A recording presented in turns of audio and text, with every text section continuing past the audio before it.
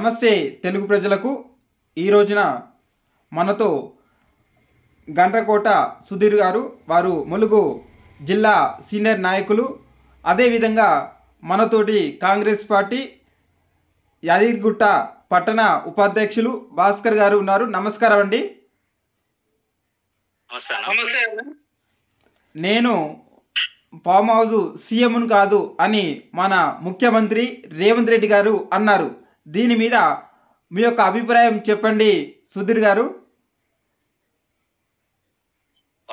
ముఖ్యమంత్రి అనేది farm house లో ఉన్నా కూడా ఎక్కడ ఉన్నా కూడా తన వ్యవహారం కరెక్ట్ గా చేయాల్సిన బాధ్యత ఉప ముఖ్యమంత్రి మీద ఉంటది.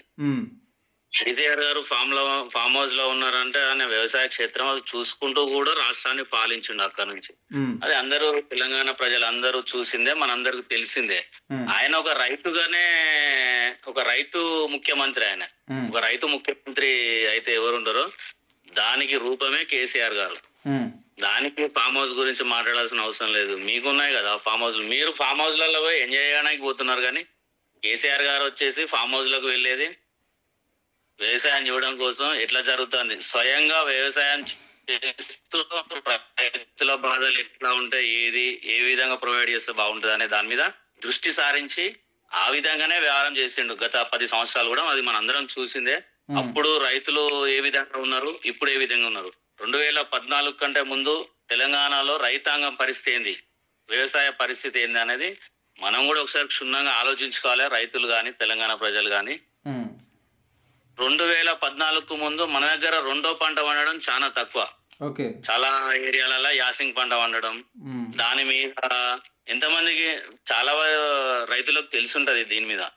ఇప్పుడు వచ్చేసి ఇట్లా 2014 తర్వాత కేసీఆర్ గారు వచ్చినాక కాళేశ్వరం అనేది తెలంగాణకు ఒక సంజీవని లాంటిది. వీళ్ళు దీన్ని కావాలని ఏదో రాజకీయ లబ్ధి కోసం కేసీఆర్ గారి మీద బురద జల్లాలని ఏదో చేయాలని చెప్పి చేస్తాను తప్ప, కాళేశ్వరం కట్టినాకనే తెలంగాణలో గ్రౌండ్ వాటర్ పెరిగింది. అది అందరికి మనకు తెలిసిందే. మనం ఒకప్పుడు తెలంగాణలో బోర్లు వేసుకోవాలంటే 500 ఫీట్లు 1000 ఫీట్లు వేసిన వాళ్ళు కూడా పడని సందర్భాలు ఉన్నాయి. అదే ఇప్పుడు చూసుకుంటే పరిస్థితులలో 100 ఫీట్లలో పడుతున్నాయి, 50 ఫీట్లలో కూడా పడుతున్నాయి, 200 ఫీట్లలో పడుతున్నాయి. ఇవన్నీ మన కళ్ళ ముందు కనిపించే సాక్ష్యాలు ఇవి. ఏదో ఎప్పుడన్నో మసిగూసి మారేయాలని చెప్పేది కాదు కదా. ఇది కాంగ్రెస్ ప్రభుత్వం, కేసీఆర్ రేవంత్ రెడ్డి ప్రభుత్వం దాన్ని తప్పుదో పట్టేయాలని చెప్పి ఏదో జరిగింది కాళేశ్వరంలో చూపించడం అని చెప్పి చేసిన తప్ప ఏం లేదు. మనం ఇప్పుడు ఏ ప్రాంతం పైన చూసుకోండి, మీరు 2 పంటలు వండని తెలంగాణలో ఇప్పుడు 2 పంటలు వండని ప్రాంతం ఎక్కడైనా ఉందా? 2014 కంటే ముందు చూడండి, ఇప్పుడు చూడండి. రైతులకు ఎవరు చేశారు? అందరికి రైతులను అడిగినా తెలుస్తుంది కదా ఈయాడి పరిస్థితి ఎట్లున్నది, ఇవాళ రైతుల పరిస్థితి ఎట్లున్నది. రైతు బంధు లేదు, రుణమాఫీ పూర్తి కాలేదు, ఎక్కడిది అక్కడే ఉన్నది. సొల్లు కబుర్లు చెప్పుకుంటా ఏదో టైం పొద్దు గడుపుతాను తప్ప ఏం లేదు. ఇలా పరిపాలన మీద వీళ్ళకు పట్టు లేదు, శాంతి భద్రతలకు లేదు. దీన్ని పట్టుకొని ఈయన ఇంకోరిని కామెంట్ చేసే స్థాయికి కాదు, కేసీఆర్ ను కామెంట్ చేసే స్థాయి రేవంత్ రెడ్డి గారికి లేదు. అది మాట్లాడకూడదు. అట్లా ఫామ్ హౌస్ ముఖ్యమంత్రి ఎక్కడున్నా పరిపాలన ఎట్లా ఉన్నది అనే దాని మీదనే దృష్టి పెట్టి మాట్లాడాలి తప్ప ఇవన్నీ వక్రీకరణలు వీళ్ళు ఏదో వీళ్ళ విధానాలను డైవర్ట్ చేయడానికి అంతే తప్ప వీళ్ళు చేసేది ఏముండదు. అన్న భాస్కర్ అన్న మీరు చెప్పండి. అందరికి నమస్కారం. ఇప్పుడు తెలంగాణ రాష్ట్ర ముఖ్యమంత్రి కేసీఆర్ గారు గత 10 సంవత్సరంలో అధికారంలో ఉండి ఫామ్ హౌస్ కే పరిమితం అయ్యాడా కాలేదా అనేది యావత్ తెలంగాణ రాష్ట్రంలో ఉన్న అందరికి కూడా తెలుసు. ఆయన గత 10 సంవత్సరాలలో బ్రదర్ ఇప్పుడు చెప్పారు సుధీర్ గారు నాకు చెప్పడం జరిగింది. 10 సంవత్సరాల ఆయన ముఖ్యమంత్రి కాలంలో రైతు బంధు, రైతు భరోసా పంటలకు పెట్టుబడి సాయం కింద కొన్ని 100 ఎకరాలకు అడ్డదోలుగా వాళ్ళ కుటుంబాలకు దారదత్తం చేశారు. దానికో నిబద్ధత ఏమీ కూడా లేదు. ఇప్పుడు కాంగ్రెస్ పార్టీ ఒక 5 ఎకరాల 10 ఎకరాల వరకు డిక్లేర్ చేసి సాగు చేసే వారికే ఇయ్యాలనే ఉద్దేశంతో దాన్ని సమీక్ష ద్వారా తుది నిర్ణయం తీసుకొని పంట పెట్టే రైతులకే ఇవ్వాలని వారు ఆలోచిస్తున్నారు. గత 10 ఏళ్ల కేసీఆర్ పాలనలో అంత దోపిడీ అరాచకం తప్ప ఏం లేదు. ఆయన కనీసం ఒకవేళ మంత్రులకు సహచర ఎమ్మెల్యేలకు కూడా అపాయింట్మెంట్ ఇవ్వకుండా ఆయన ఫామ్ హౌస్ కే పరితమై ఎవరిని కూడా దగ్గర పరిస్థితి మనం యావత్ తెలంగాణ ప్రజలు అందరూ గమనించారు. ఇప్పుడు కాళేశ్వరం ప్రాజెక్టు కింద ఒక చర్చ నడుస్తుంది. 1,00,000 కోట్ల రూపాయలకు సంబంధించిన వ్యవహారము వాళ్ళు ఫ్రాడ్ చేశారని దాని మీద కూడా ఒక నివేదిక ఉంది. అదేదో మనం ఏదో చర్చలు చెప్పుకుంటే సరిపోదు. దానికి ఒక కమిటీ వేశారు. ఆ కమిటీ కూడా రిపోర్ట్ వచ్చి నిజ నిర్ధారాలు కూడా మరికొన్ని రోజుల్లో కూడా మనకు తెలుస్తాయి. కుటుంబ పాలన అంటే వాళ్ళ కుటుంబమే తెలంగాణకు సంబంధించింది.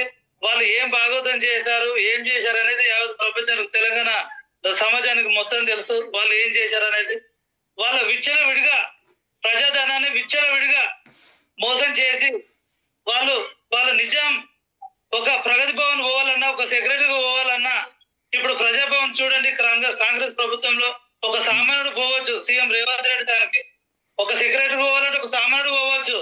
కానీ అప్పుడు కేసీఆర్ పాలనలో ఎవరు పోయారండి? ఎవరైనా పోయిరా? కేసీఆర్ కలవాలంటే ఎమ్మెల్యే మంత్రులకి అప్పుడు ఛాన్స్ లేదు కదా ఆయన కలవాలంటే. ఇప్పుడు సెక్రటరీకి పోయేలా ఏమన్నా వర్క్ పని చేయించుకోవాలన్నా కానీ అప్పుడంతా లేకుండే. ఇప్పుడు చూడండి, మీరు ఆలోచించండి.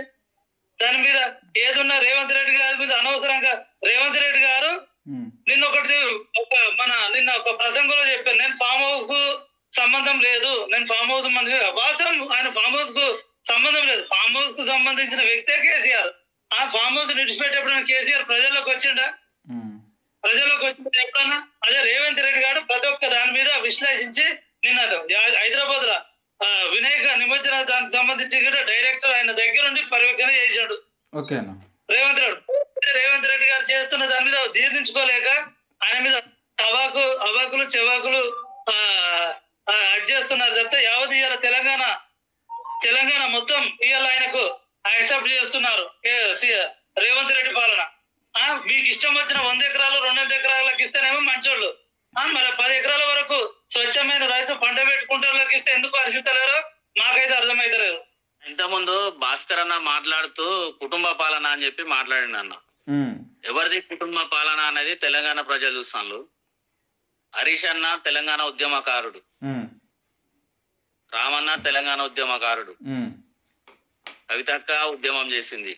వీళ్ళు ఉద్యమం నుంచి ప్రజలకి వెళ్ళి ఉండి ప్రజలలో ఓట్లు సంపాదించే అసెంబ్లీకి వచ్చి వాళ్ళు ప్రజాపాలన ఉన్నారు తప్ప కుటుంబ పాలన అంటే ఏదో ఇప్పుడు అన్న పదవిని పెట్టుకొని కొండాల రెడ్డి అన్న, తిరుపతి రెడ్డి గారు వీళ్ళందరూ ఇక్కడ అమెరికాలో స్కాములు చేసి ఇవి చేసి అవి చేసి చేయలేదు కదా, దొంగ కంపెనీ పెట్టుకొని. ఇప్పుడు వీళ్ళు చేసేది కుటుంబ పాలన. ఇప్పుడు జరిగేదాన్ని కుటుంబ పాలన, దాని విధానం అంటారు. వాళ్ళు చేసేది కుటుంబ పాలన 100%. వాళ్ళు పబ్లిక్ లో పెయిన్లు ఓట్ల పబ్లిక్ లో ఎలక్ట్ అయ్యి అసెంబ్లీకి పోయి మాట్లాడి ప్రజల తరఫున కొట్లాడిన వ్యక్తులు, వాళ్ళు ఉద్యమంలో పాల్గొన్న వాళ్ళు. వాళ్ళది కుటుంబ పాలన అనడు కరెక్ట్ కాదు. కాంగ్రెస్ కుటుంబ పాలన. ఒక కుటుంబం కింద నడుస్తున్న పార్టీ కాంగ్రెస్ పార్టీ. సోనియా గాంధీ వాళ్ళ చేతిలో నడిచే పార్టీ, ఒకరి కింద నడిచే పార్టీ అది. టిఆర్ఎస్ పార్టీ అట్లా కాదు, ఉద్యమ పార్టీ. ఇది తెలంగాణలో పుట్టిన పార్టీ, తెలంగాణ పార్టీ. తెలంగాణ ప్రజల పక్షాన ఎప్పుడు కొట్లాడే పార్టీ. ఇప్పటికి ఒకటి చెప్తున్నా, తెలంగాణ ప్రజలు దీన్ని కూడా కొంచెం దృష్టిలో పెట్టుకోవాలి. మొన్న పార్లమెంట్ ఎన్నికలల్లో ఒక్క సీటు కూడా రాలేదు. 8 సీట్లు కాంగ్రెస్ కి వచ్చినాయి, 8 సీట్లు బీజేపీకి వచ్చినాయి. ఒక్కరు కూడా తెలంగాణకు ఫండ్ తీసుకురాలేకపోయినా, ₹1 కూడా అడగలేకపోయినారు. వీళ్ళు దేనికి సంకేతం? మనం అంటే ఒకరి కింద వీళ్ళు గులాంగిరి చేస్తాను, వాళ్ళ కిందనే బతుకుతాను అనేది ఇప్పుడు మనకు అర్థమైనది కదా. వాళ్ళు చెప్పినట్టు వీళ్ళు చేయాలి. మనకు ఓట్లు వేసిన ప్రజలు, తెలంగాణ ప్రజలు వాళ్ళ తరఫున కొట్లాడి తేవాలనేది వీళ్ళకు, మనకు ఎలక్ట్ అయిన ఎంపీలకు గానీ వీళ్ళకి గానీ వీళ్ళు ఉండాలి. వీళ్ళు పార్టీ వాళ్ళు కూడా ఏమి ఇన్స్ట్రక్షన్స్ ఇచ్చారు, అసలు తెలంగాణ ప్రజల మీద వీళ్ళ చిత్తశుద్ధి ఏంది అనేది వీళ్ళందరూ దృష్టిలో పెట్టుకొని చేయాలి. వీళ్ళు చేసేది కుటుంబ పాలన, కేసీఆర్ గారిది కుటుంబ పాలన కాదు. ఓకే అన్న. భాస్కర్ అన్న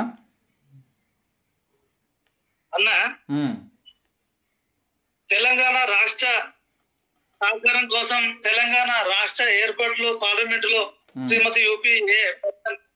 శ్రీమతి సోనియా గాంధీ గారు, అప్పుడు ప్రధానమంత్రి, తెలంగాణ వాళ్ళు కనుక ఈ రోజు తెలంగాణ రాష్ట్రం మనకు ఇవ్వకపోతే ఇప్పటికి మనకు తెలంగాణ వచ్చింది కదా, ఇప్పటికి మనకు వచ్చింది కాదు. వాళ్ళు సోనియా గాంధీ కూడా నిర్ణయం తీసుకోకుండా అప్పుడు స్పీకర్ మీరా కుమార్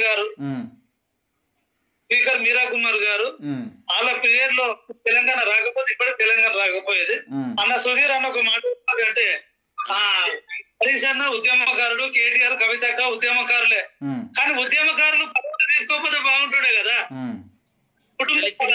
పదవిని ప్రజలు ఇచ్చింది అది నువ్వు నేను ఇచ్చింది కాదు కదా అన్న.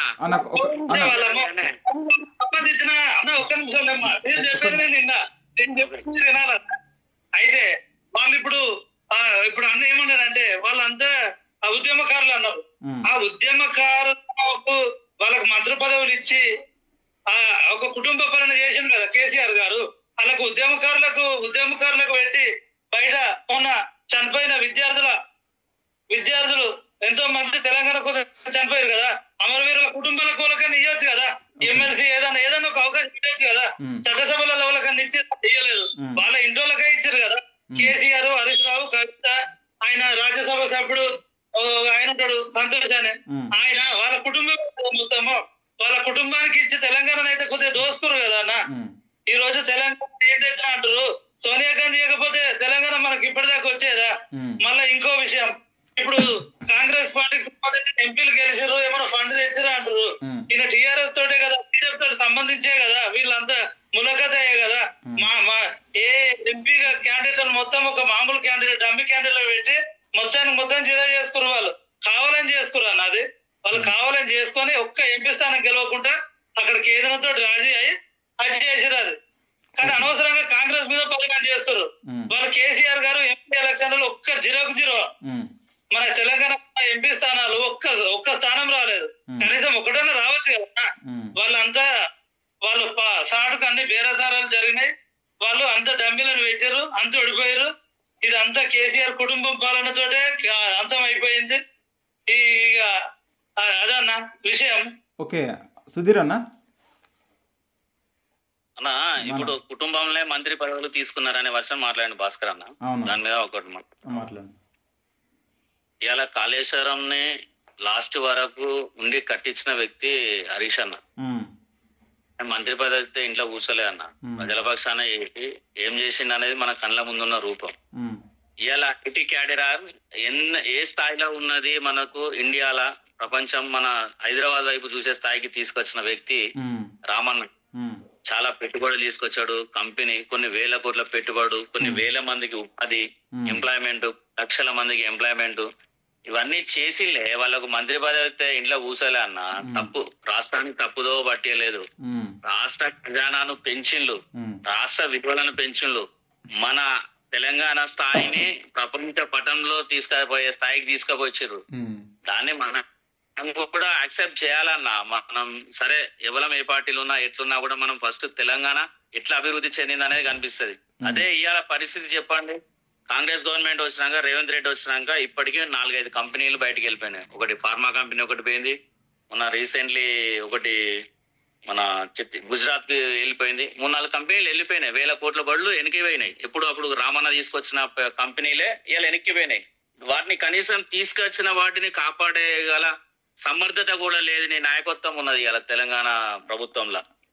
వీళ్ళు కుటుంబ పాలనలు, మంత్రి పదవుల గురించి ఎందుకన్నా మాట్లాడడం? మనం మాట్లాడద్దు. మన కళ్ళ ముందు కనిపించే అభివృద్ధి మనకు సరిపోతుంది. ఇవాళ హైదరాబాద్ పరిస్థితి ఏంది, ఒకప్పుడు హైదరాబాద్ పరిస్థితి ఏంటిది? హైదరాబాద్ ను వేరే దేశం లాగా తయారు చేసిన వ్యక్తి కేసీఆర్ గారు. దాన్ని మనం యాక్సెప్ట్ చేయాలన్నా భాస్కర్ అన్న ఏదైనా. ఎందుకంటే అది మన ప్రాంతం అన్న, అభివృద్ధి మనోళ్ళే, అభివృద్ధి చెందిన మనోళ్ళమే. దాని వల్ల ఎన్ని జరిగినాయి అనేది, ఎంతమందికి ఎంప్లాయ్మెంట్ వచ్చింది, ఎక్కడెక్కడో వచ్చి హైదరాబాద్ లో బతుకుతాను అనేది కూడా మనం చూసుకోవాలన్నా. మనం ఎంతమందికి ఉపాధి కల్పిస్తాను, జరిగిన వాటిని జరిగినాయనే చెప్పుకోవాలి. సుధీర్ అన్న చెప్పాడు, రామన్న తెలంగాణ తీసుకొని ఇట్లా కూర్చోలేదు, ఆయన ఇండస్ట్రియల్ తీసుకొచ్చింది అది అంటారు. కానీ ఇండియా తీసుకొచ్చింది వేరు. ఇప్పుడు రేవంత్ రెడ్డి గారు విదేశీ పర్యటనలో అమెరికా, మన వాషింగ్టన్, చికాగో అక్కడ దిగింది కదా. ఆయన గిట్లా ఆయన టచింగ్లు ఉండు, ఆయన రేవంత్ అన్న గిట్లా ప్రభుత్వం వచ్చి ఇప్పుడు మా అంటే ఏముంది డిసెంబర్ కదా, ఇది సెప్టెంబర్, ఇంకా టైం ఉంది. ఇప్పుడు రామన్న తీసుకొచ్చిందంటే రామన్న తీసుకొచ్చిందా తీసుకోలేదు అనేది అందరికీ తెలుసు. కానీ ఇప్పుడు కాంగ్రెస్ ప్రభుత్వం వచ్చి ఇప్పుడు మా అంటే ఇప్పుడు 700,000 900,000 అవుతుంది. కానీ రేవంత్ రెడ్డి గారు కూడా తెలంగాణ రాష్ట్రంలో పెట్టుబడుల కోసం విదేశీ పర్యటనలు చేసి అన్ని ఈ కంపెనీ ఇండస్ట్రీలకు ఎండీలతో మాట్లాడి తెలంగాణ కోసం ఎంతో కృషి చేస్తుండు. దాన్ని ఆయన నిబంధన శంకించే అవసరం ఏం లేదు. ఇప్పుడు మరియు మళ్ళా రేవంత్ రెడ్డి గారు హైడ్రా చట్టం తెచ్చి హైదరాబాద్ లో అప్పుడు 10 ఏళ్ళ కేసీఆర్ పాలన ఇష్టానుసారంగా ఫామ్ హౌస్లు కట్టి చెరువులు కట్టి ఫామ్ హౌస్లు కట్టి ఈ రోజు కాలుష్యానికి సంబంధించిన వ్యవహారం జరుగుతుంది. దానికి ఇట్లా అందులో ఎవరున్నా ఎంత పెద్ద మనిషి ఉన్నా కాంగ్రెస్ ఉన్నా టీఆర్ఎస్ ఉన్నా డైరెక్టర్ వాళ్ళకు నోటీస్ ఇచ్చి వాళ్ళకు నోటీసులు ఇచ్చి దాన్ని కూల్ చేస్తుండు. 100% కాంగ్రెస్ పార్టీ ఇప్పుడు మా అంటే ఇప్పుడు 9 నెలలు 10 అవుతుంది మనకు, అంటే ఇంకా 5 సంవత్సరాలు ఉంది. వాళ్ళకి మేనిఫెస్టో వేరుంది. ఇది ప్రజాపాలన, ప్రజలకు చేరువయ్యే పాలన అందించడానికి కాదు. ముఖ్యమంత్రి గారు, డిప్యూటీ ముఖ్యమంత్రి మల్లు భట్టి విక్రమారు, సహచార మంత్రులు కూడా చాలా సిద్ధంగా ఉన్నారు. 15 సంవత్సరాల తెలంగాణలో చాలా మంది నష్టపోయారు. అడ్డదోలుగా ఖర్చు ఎందుకంటే ప్రాజెక్ట్ అని పెట్టి కుంగి ప్రజలు బట్టి కొద్దిగా ప్రాబ్లం ఉంది. అది చిన్న దానికి మేనేజ్మెంట్ తీసుకొని దానికి కష్టపడవచ్చు. కానీ అట్లా కొద్దిగా అయితే ప్రాజెక్ట్ జరిగిందనేది ఎలాగనే చెప్పిన ఈ 4 రోజుల నిజా నిర్ధారణ కమిటీ ఎప్పుడు వస్తుంది అంటారు, అది వచ్చినాక తెలుస్తుంది. దానికి రాంది